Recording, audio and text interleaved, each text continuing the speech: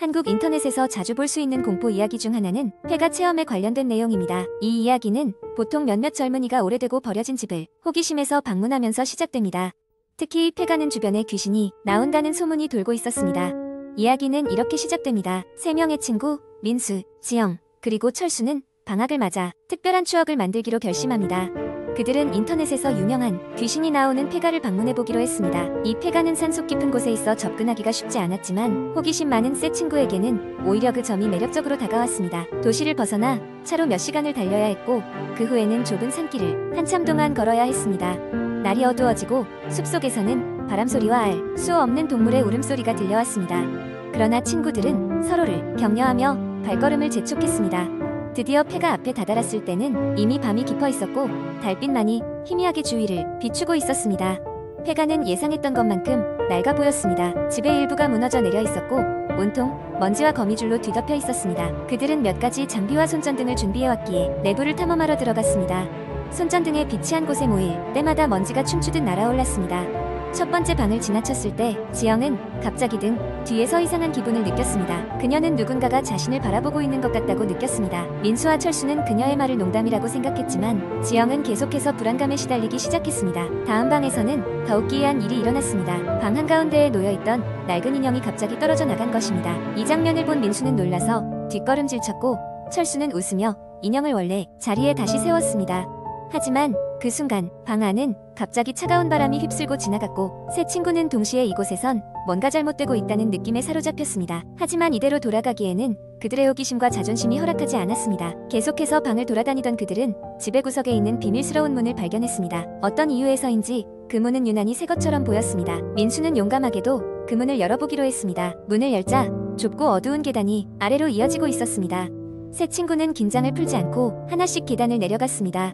계단 끝에는 오래된 지하실이 있었고 그곳에는 무언가 비밀스러운 물건들이 쌓여 있었습니다. 낡은 일기장, 오래된 사진들, 그리고 이상한 기호가 새겨진 장식품들이었습니다. 철수가 일기장을 집어들고 읽기 시작했을 때 그들은 이 집의 과거를 다소 알게 되었습니다. 이곳은 한때 한 가족의 집이었지만 가족들은 불행한 사건으로 인해 모두 사망하고 말았다는 기록이었습니다. 일기장 마지막 장에는 의미를 알 수 없는 문장들이 반복해서 적혀 있었고 점점 불안감이 밀려오기 시작했습니다. 그 순간 지하실의 불빛이 깜박이기 시작하더니 곧 완전히 꺼져버렸습니다. 친구들은 비명을 지르며 서로를 찾기 위해 손을 더듬었지만 이미 두려움은 극에 달해 있었습니다. 그때 어둠 속에서 발걸음 소리와 함께 낮고 읊조리는 소리가 들려왔습니다. 분명 이곳에는 그들 세수에도 누군가가 있는 것이 분명했습니다. 순간 이성을 잃은 친구들은 계단을 향해 무작정 뛰기 시작했습니다. 다행히도 그들은 지하실을 빠져나갈 수 있었고 서둘러 집을 나섰습니다. 폐가를 뒤로하고 밤의 숲을 달리는 동안 그들은 뒤에서 누군가의 시선이 변함없이 따라오고 있음을 느낄 수 있었습니다. 세 친구가 무사히 도시에 돌아왔을 때 그들은 이 경험이 단순한 호기심으로 시작한 일이 얼마나 위험한 일이었는지를 깨달았습니다. 그날 이후 그들은 절대 다시는 그런 장소를 찾지 않겠다고 맹세하며 이제는 평범한 일상으로 돌아가기로 결정했습니다. 하지만 가끔씩 꿈속에서 그 폐가의 어두운 복도를 거닐며 따라오는 발소리를 듣고는 깨어나곤 했습니다. 두 번째 이야기는 어느 한적한 시골 마을에서 시작됩니다. 이 마을은 산으로 둘러싸여 있고 낮에는 평화로운 풍경으로 유명하지만 밤이 되면 쓸쓸하고 어둡기 때문에 오래된 전설과 괴담이 많습니다. 그 중에서도 가장 유명한 것은 산속의 여인이라는 이야기입니다. 전설에 따르면 이 여인은 오래전 이 마을에서 살았던 어느 젊은 여인이라고 합니다. 그녀는 마음씨가 곱고 아름다웠지만 마을 사람들은 그녀를 시기했습니다. 어느 날 그녀는 무고한 죄명으로 쫓겨나 마을 뒷산 깊은 곳에 몸을 숨기게 되었습니다. 그리고 그 후 그녀는 돌아오지 않았고 몇 달 후 그녀의 시체가 발견되었다고 합니다. 그 이후로 밤이 되면 그녀의 영혼이 마을을 돌아다니며 자신의 누명을 벗기지 못한 것에 대한 원한을 품고 사람들을 괴롭힌다고 전해집니다. 시간이 흘러 현대 이 마을에는 작은 고등학교가 있었고 학생들은 이 산속의 여인에 대한 전설을 가볍게 여기며 두려워하지 않았습니다. 특히나 호기심이 많고 모험을 좋아하는 새 친구 지호, 민준, 그리고 수아는 여름방학을 맞아 이 전설의 진상을 파헤쳐보기로 했습니다. 그들은 늦은 오후 태양이 산 너머로 서서히 기울어갈 무렵 마을 뒷산으로 향했습니다. 산은 낮에도 으스스한 분위기를 풍겼지만 셋은 서로 농담을 주고받으며 무서움을 잊으려 했습니다. 그때 민준이 가장 먼저 이상한 것을 알아챘습니다. 한쪽 구석에 다 썩어가는 나무 오두막이 눈에 띄었고 셋은 즉시 그 오두막으로 발걸음을 옮겼습니다. 오두막 안은 텅 비어 있었고 먼지와 거미줄이 이곳이 오래도록 사용되지 않았음을 증명하고 있었습니다. 그러나 수아는 바닥 근처에 무언가 반짝이는 것을 발견했습니다. 그것은 작은 목걸이로 수아는 그것을 주워들고는 이거 예쁘다. 왜 여기 있지? 라며 의아해했습니다. 그러나 레이디엄처럼 빛을 발하는 그 목걸이에 매료된 수아는 그것을 주머니에 넣었고 셋은 더 이상 아무것도 찾을 수 없자 집으로 돌아갔습니다. 그날 밤 이상한 일이 발생했습니다. 수아는 꿈속에서 한 여인을 보았습니다. 그녀는 흰 한복을 입고 있었으며 얼굴은 알아볼 수 없을 정도로 흐릿했습니다.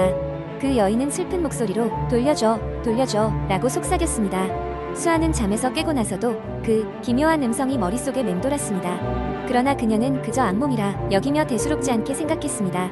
하지만 다음 날 학교에서도 집에서도 그녀에게 이상한 일들이 일어나기 시작했습니다. 가족들이 이야기하는 목소리가 점점 더 멀리서 들려오거나 이해할 수 없는 소음으로 바뀌었으며 전자기기가 자꾸만 오작동을 일으켰습니다. 수아는 친구들에게 이 이야기를 털어놓았고 지호와 민주는 별것 아닐 것이라며 그녀를 위로했습니다.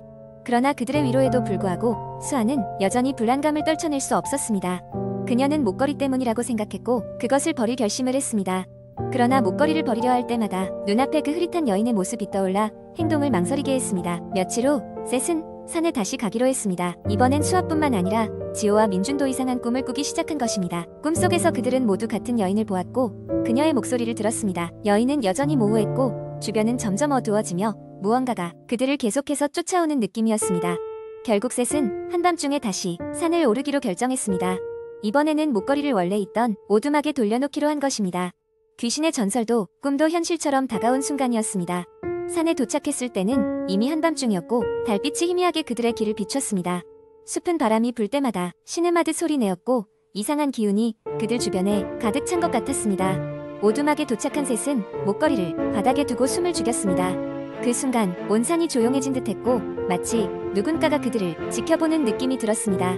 수아가 목걸이를 내려놓자 갑자기 차가운 바람이 휘몰아치며 그들의 머리카락이 날렸습니다. 그리고 희미하게 들리던 고마워 라는 목소리.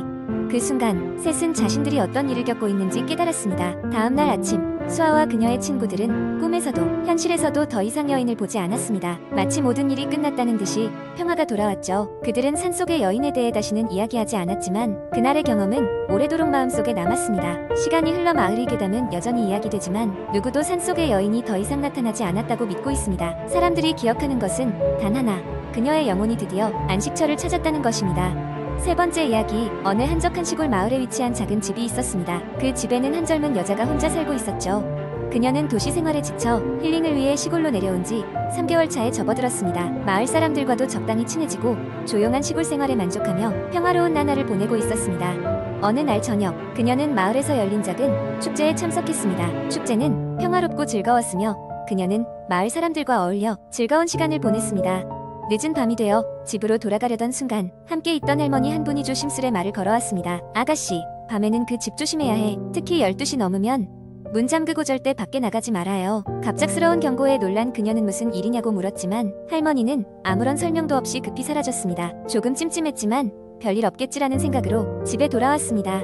그리고 12시가 가까워질 무렵 그녀는 베란다 문이 제대로 잠겼는지 확인하러 갔습니다. 그때 문틈으로 이상한 소리가 들리기 시작했습니다. 마치 멀리서 누군가 엉엉 울고 있는 듯한 소리였습니다. 처음에는 바람 소리인가 싶어 대수롭지 않게 여겼지만 시간이 지날수록 그 소리는 점점 더 또렷하게 들려왔습니다. 울음소리는 점점 더 가까워지고 강해졌습니다.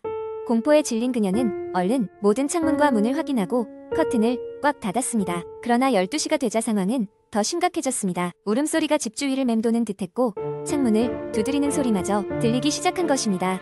마치 누군가 애타게 문을 열어달라고 하는 듯한 소리였습니다. 두려움에 떨며 그녀는 마을에 할머니가 했던 말을 떠올렸고 절대 나가서는 안 되겠다는 생각에 방 한가운데에 서서 머리를 감싸고 무서움에 떨었습니다. 이상한 소음은 계속되었고 시간이 지날수록 울음소리는 점점 분노에 찬 비명소리로 변해갔습니다. 그리고 갑자기 모든 소리가 멈췄습니다. 정막이 흐르던 순간 그녀의 핸드폰이 울렸습니다. 낯선 번호로 걸려온 전화였죠. 망설이다가 전화를 받았지만 그저 괴상한 잡음만이 들려왔습니다. 허나 그 속에서 분명히 들을 수 있었습니다. 문을 열어줘 라는 낮은 목소리가. 두려움에 떨며 그녀는 전화기를 던져버렸고 커튼 뒤 어딘가에서 움직임이 느껴지는 듯했습니다. 그러나 그녀는 이 모든 것이 상상의 산물일 것이라고 스스로를 달래며 침대에 눕기로 했습니다. 간신히 잠에 들었지만 꿈속에서 낯선 여자가 나타나 문을 두드리며 그녀에게 울부짖었습니다. 왜 나를 두고 갔어? 비명과 함께 잠에서 깨어난 그녀는 범벅이 된 땀에 기분이 나빴지만 아침이 되어 태양이 뜨자 어째서인지 모든 것이 꿈같이 느껴졌습니다.